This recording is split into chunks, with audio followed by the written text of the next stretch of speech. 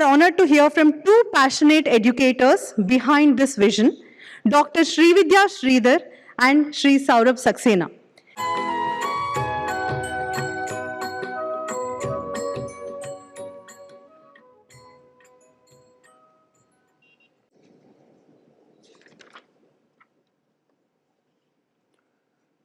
Om Shri Sai Ram.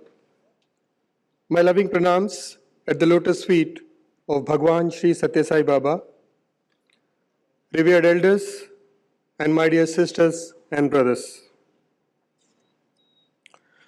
Those of you who had the privilege of listening to Baba's discourses would have seen that he used to quote from Vedas, Upanishads, and science. Professor V.K. Gokak was the first Vice Chancellor of Sri Satya Sai Institute of Higher Learning. And he once asked Baba, how you are quoting so much from the Vedas and Upanishads? And Baba remarked, Gokak, I don't have the bad habit of studying books and quoting from them. All the knowledge that is in there in the universe is also in the head of every person.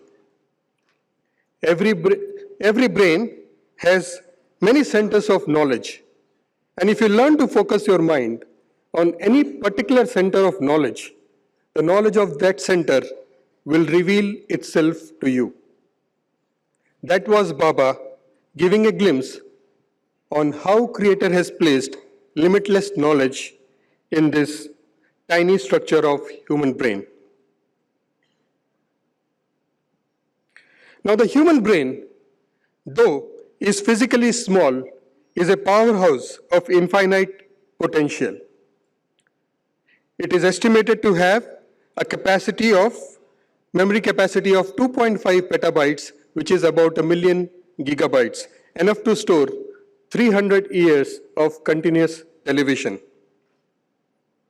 Today, in this particular hall, we have almost 86 trillion neurons dancing, because this remarkable organ has 86 billion neurons and each capable of forming thousands of synaptic connections.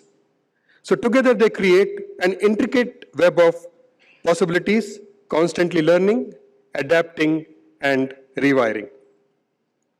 Now these neurons just don't pass information at a slow speed. They pass information at a speed of up to 250 miles per hour, which only a cutting-edge bullet train can achieve. Let us remember, every child's brain holds this potential. What we unlock through teaching, technology, and trust is not knowledge, it's a future. Our brain is amazing, not because it is perfect, but because it can change. And that change is called neuroplasticity. Now, Dr. Srividya highlighted how our content supports inclusive education, and I will talk about how our content helps children to become independent and the caregivers to support their journey. Because inclusion without independence is incomplete. That's why we are developing a suite of digital resources, including tools, techniques, strategies, training courses, all thoughtfully designed to support individuals across varied range of disabilities. Today, I will offer a glimpse on the content that is already under development, and this is just the beginning. There is much more on the way. Early childhood encompasses the foundational period from birth to around 8 years old, during which children experience accelerated and integrated progress across various domains of development like physical development, cognitive development, language and speech, adaptive skills, social emotional development, and so on. We are putting together a course especially designed for parents and teachers because those are the people who spend most of their time interacting with young children, and they play the most critical role in their growth. So they will get a clear picture of the different areas of development and the key milestones to look out for. So that way, if something is off or delayed, they can take immediate action, as early intervention can make a lot of difference. These are the broad areas under which we are creating content for activities of daily living, the life skills. In the words of Dr. Jean, we respectfully demand more of a child and not rescue them all the time. And that's what we are doing in this particular vertical. So we have different assets under life skills. Importance of the activity, this particular document is for the parents so that they understand why it is important to let the child do things independently, even though it seems challenging in the beginning. Because every small step taken today goes on and plays a great role for a greater independence tomorrow. Salient practices guides the child to know what are the most efficient ways of doing a particular task and build consistent functional routines. Materials and equipments, child understands what tools he needs to perform a particular activity of daily living, and he can gather and use those items confidently as well as safely. Task analysis basically breaks down complex activities into simple, manageable steps. Parents and caregivers can then identify where they have to give a targeted support to the child as he masters or she masters steps towards independence. Visual schedule provides clear visual representations of various tasks and activities. Children can follow along. This helps in reducing anxiety, promoting predictability and independence. Checklist. This is based on the task analysis, and this highlights potential difficulties in various steps, from sensory challenges to motor challenges to cognitive difficulties, socio-emotional difficulties. And by using this particular tool, the parents can easily pinpoint what are the barriers in their child's that the child might encounter when they are learning any particular activity of daily living, because it's about teaching skills and not just teaching tasks. Communication cards help children understand and express their thoughts, needs, and emotions. War questions, they enhance language comprehension, critical thinking, and social understanding. And then we are coming up with specially written poems that make routine fun and easier to remember through rhyme and rhythm. They support language development, boost engagement, reduce anxiety, and promote independence. And finally, this wonderful document of adaptations and strategies. This document is for the caregivers and shares easy to implement ideas to manage various challenges ranging from motor, sensory, cognitive, emotional, behavioral, communication, and social. It offers practical, resource-friendly solutions so that the families in the rural areas or low-resource settings can also successfully support their child's learning. These are the areas, broad areas, under which we are creating social narratives. Now, what are the assets that we are creating under social narratives?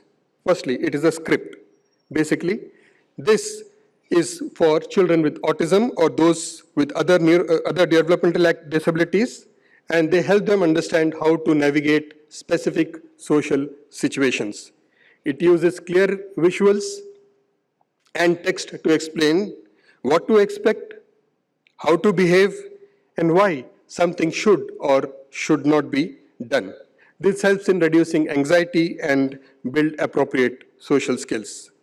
In the audio format, it is for children who are auditory learners or who have limited reading skills. In the poster format, one can print these social narratives and display it in child's learning or living environment.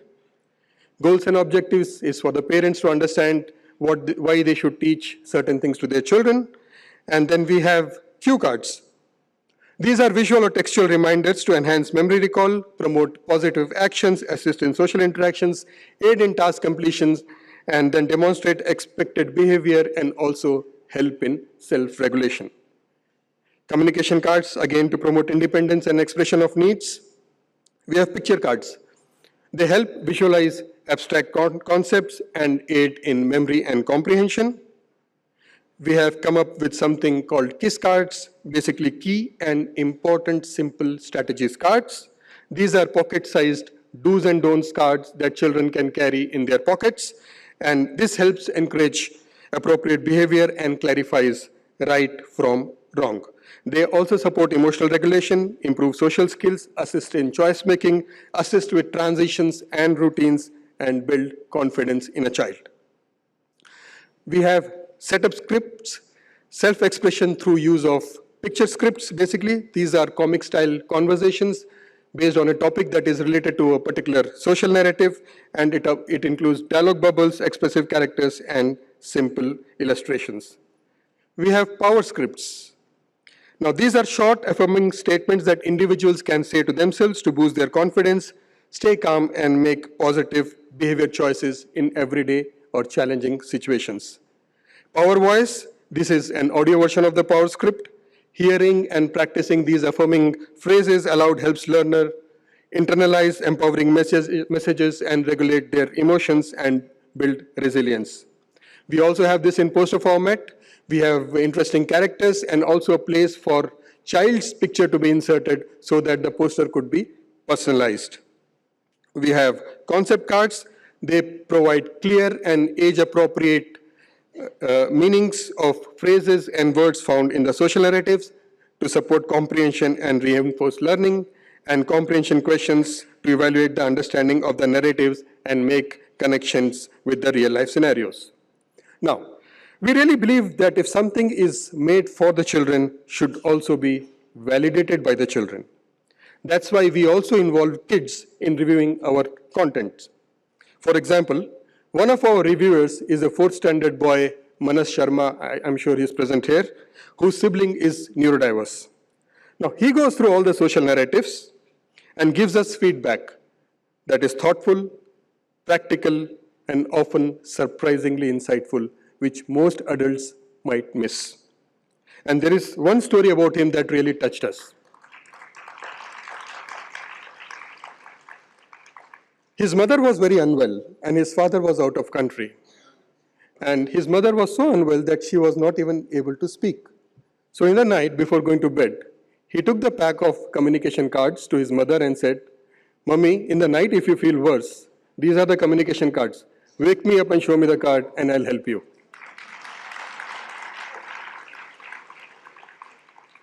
That moment said everything.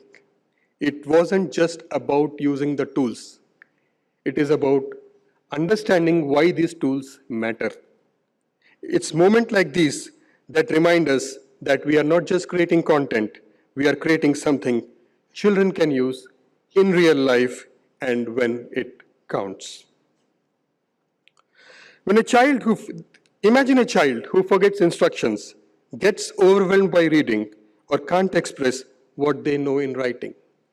At school, they may feel left behind or have a feeling of less than peers. At home, they might avoid homework, struggle to do simple tasks, forget instructions, get overwhelmed easily, and so on. These aren't the signs of laziness. They are signs of a child who needs a different kind of support. LDs are neurological differences that affect how children receive, process, store, and respond to information. We are developing a training program on LD that enables teachers to enhance their knowledge and skills and offer actionable strategies. And this is being done under the guidance of Dr. Onita Nakra. Autism is a neurodevelopmental condition that affects communication, social interaction, behavior, and sensory processing. This segment shares practical evidence-based tips, strategies, tools, and techniques that families can use to help their kids with autism and become more independent, learn better, grow socially and emotionally. Then we have central auditory processing disorder. Now, CAPD basically refers to the brain's ability to process and interpret auditory information, particularly speech. Children with CAPD may have normal hearing, but may struggle to make sense of what they hear, particularly in noisy environments. Teachers who lack awareness about CAPD may misinterpret children's behavior, thinking that these students are inattentive or disruptive. And these teachers may also have limited resources or awareness to effectively support children with CAPD. Parents may have difficulty understanding child struggles, leading to frustration and miscommunication at home. Children themselves face a lot of frustration due to difficulties in processing spoken instructions, especially in noisy environments like classrooms, and then leading to poor academic performance and low self-esteem. They struggle to communicate with peers and teachers, and they're mostly isolated. Our effort is to create accessible, practical, and easy to implement resources for teachers and parents to support children with CAPD, and this is being done in collaboration with All India Institute of Speech and Hearing, Mysore. Visual impairment includes conditions such as partial sight, low vision, and blindness, and visual impairment affects how a child accesses learning, not what a child is capable of learning. It does not limit potential or intelligence, and with the right support and inclusive practices, these children can thrive academically, socially, and emotionally, just like anyone else. Our content is designed to help teachers and caregivers understand different kinds of visual impairments, what they mean for a child's daily life, and give them strategies. And this is being done in collaboration with Muskan. Around 70% of our brain is involved in visual processing. And that is not just about seeing clearly. Many people think that eyesight and vision are one and the same, but they are not. Eyesight normally refers to visual acuity, how clearly you are able to see or how focused your vision is. Vision, on the other hand, involves brain's ability to process, that is to see, to interpret, to make sense of what eyes are seeing, and then to respond. A child might pass a school vision screening test because in the school they just check visual acuity. But he may still struggle to read because of poor visual processing, poor eye tracking, and so on. A student can have 20 by 20 eyesight and still have challenges like unable to copy letters and words from the blackboard, handwriting and letter formation, orientation from left to right, spatial awareness, line usage, size awareness, eye-hand coordination, reduced sports performance, and so on. We are developing content for this module to help teachers and parents gain a deeper understanding of this important aspect of vision, going beyond clarity of sight to how the brain processes and interprets what we see. So these are some of the areas where we are already creating content for children, families, and caregivers, but there is more to come.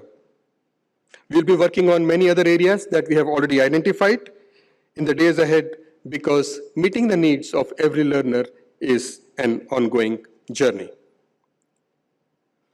Now let me end my presentation with a story that I read 16 years ago. It is by Emily Pearl Kingsley, and it has stayed in my heart since then. She describes the experience of raising a child with special needs, but in my opinion, this has tremendous implications for educators as well. And Emily describes it thus. When you are going to have a baby, it is like planning a fabulous vacation trip to Italy. You buy a bunch of guidebooks, you make your wonderful plans, the Colosseum, the gondolas in Venice, and you may also learn some handy phrases in Italian. It's all very exciting.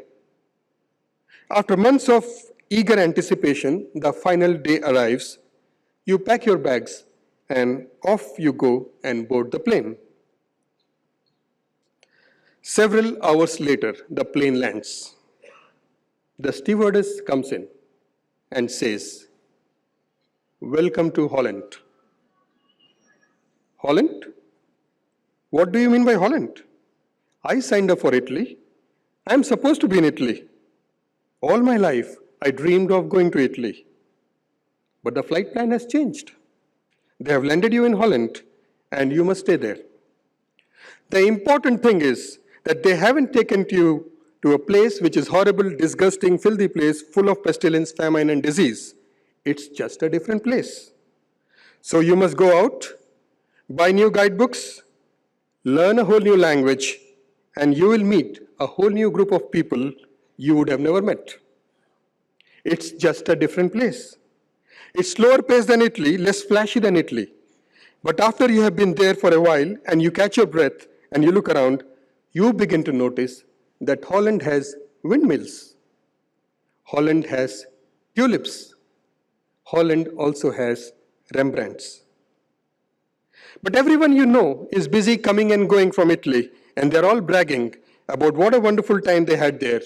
And for the rest of your life, you will say, yes, that's where I was supposed to go. That's what I had planned.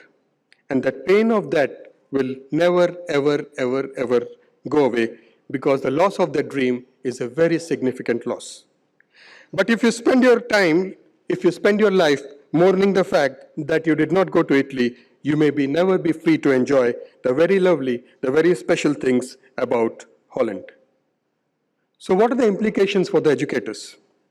Shift in perspective from fixing to understanding. Educators must move away from expecting children with disabilities to conform to typical norms and instead appreciate and adapt to the child's way of being. Our content encourages educators to embrace neurodiversity, appreciate multiple intelligences, and support diverse learning styles. Just as a parent in the story learns to appreciate Holland, educators need to embrace ongoing learning about the child's disability. SSSVV IEP will support educators to deepen their understanding and unique needs of each student, explore tools, strategies, and technologies that promote inclusive learning, cultivate an open-minded and flexible teaching approach. Teaching children with disabilities may be slower, more challenging, and less predictable, but also more meaningful. It's just a different place. It's a slower pace than Italy, less flashy than Italy. Thoughtfully curated content will support educators in practicing patience, not just with students, but with themselves. Meeting each child where they are and not where they are expected to be, and building relationships founded on trust and not on performance. And lastly, inclusion means making room for all journeys. Just as Holland is not a failure, the classroom must not treat alternative learning paths as second best. With the support of our content, educators will be equipped to design inclusive lesson plans and learning spaces that accommodate all learners, implement UDL principles to promote accessibility and engagement, and shift focus from standardized expectations to individualized support. Now, I have had the privilege of standing here and speaking for the last 15 minutes or so, only because we are supported by a small but incredibly dedicated team of volunteers who are doing an outstanding job.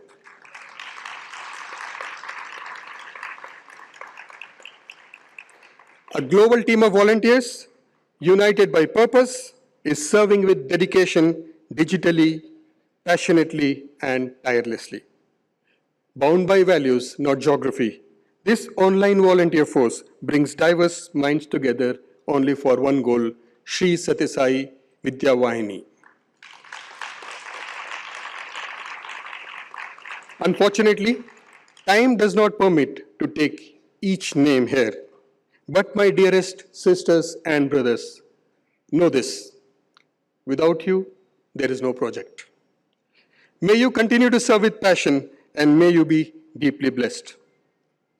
This is what happens when we stop speaking for children with disabilities and start giving them tools to become independent.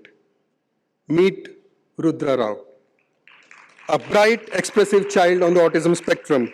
Using Avaz, an AAC device, Rudra composed this message for this conference without any prompt. Why this conference matters. This is not a message, it's a milestone. And this is not one-off. With the right support, children like Rudra can thrive in classrooms, make meaningful connections, and reveal perspectives we might otherwise never see. If this message moved you, imagine the potential in your own students waiting to be unlocked. Our digital content is designed to help all educators and caregivers unlock the same potentials in many more children. The Global Education Summit is like a small lamp that brings light, sparks reflection, and inspires purpose. But the real power does not come from this lamp. It comes from you, the participants. Each one of you now carries this light kindled by our shared experience.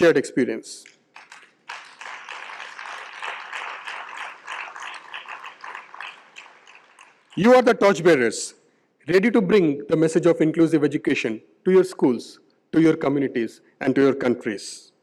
The Sri Satyai Sai Vidya Vahini Inclusive Education Program is another flame. It keeps spreading its light through platforms like Diksha and its own portal, making sure this light reaches more and more people. Together, we are building a chain of illumination so that no student, no child is left behind in the shadows of exclusion. This isn't just a conference, it's a movement. And you are now part of that light that leads the way. Let's leave here not just inspired but committed. Let's carry this flame forward with courage, compassion, and unwavering belief that every child matters, every child belongs, and every child deserves to shine. Thank you, Sai Ram.